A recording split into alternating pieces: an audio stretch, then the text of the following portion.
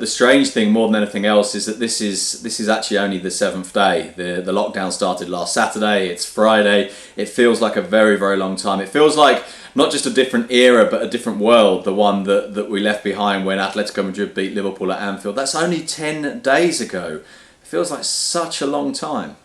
Obviously, though, we're here to discuss soccer and how it will continue going forward. Just looking at La Liga and the latest plans, Sid, suggesting that we could see games being played, once every 48 hours teams could be playing.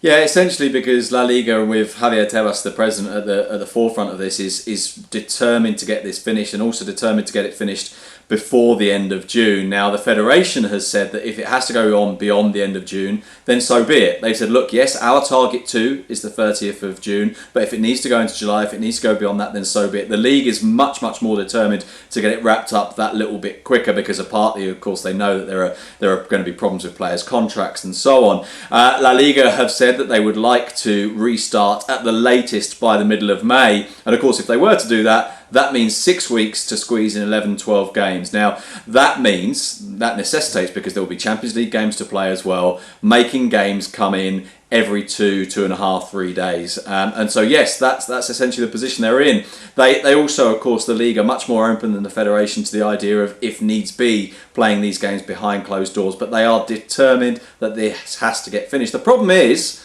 that all of the optimism from the president of the league is based on, well, optimism. Of course, we just don't know where we're going to be in terms of the health situation at that point to know whether or not teams can go back to playing football again. And this is it, Sid, because of course we've seen developing over the last few days a number of players. We talked about Alaves a couple of days ago. Their players being infected as well.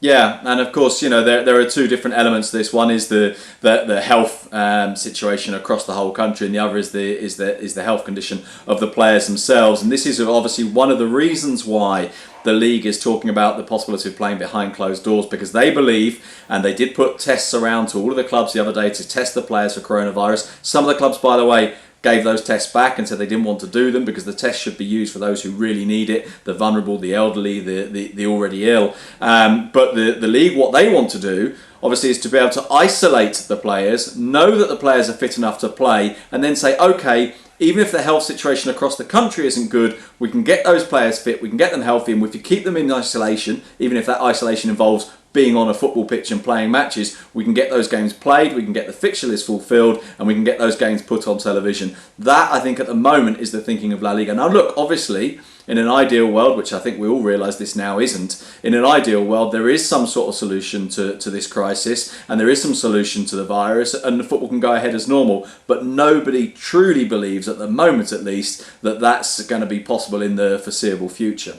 Meanwhile, Gab, those images that we've seen just broadcast around the world about what's been happening in Italy has just resonated so personally with people. It seems strange that you see clubs coming out that maybe Lazio are going to restart training on Monday. Yeah, it looks like it's not going to happen now. Basically, both the Federation and the league and the players basically telling the Lazio president, Claudio Lotito, be very careful, because if you want training to restart on Monday, you'll be the only guy there. But certainly, I mean, especially today, the highest death toll yet in Italy, the highest single-day death toll. And I think a lot of people are taking a much more sobering look at this. There's no question that obviously they're going to have to start training again before they start playing again. But the general consensus seems to be a couple of weeks, and then we go and play again. You know, not this idea that, hey, people in factories, supply chain workers, hospital workers, those guys are all going to work, so you footballers need to go to work too, which seems to be Lotito's message. Thanks so much for watching ESPN on YouTube. And for more sports highlights and analysis, be sure to download the ESPN app. And for premium content and live streaming, subscribe to ESPN Plus.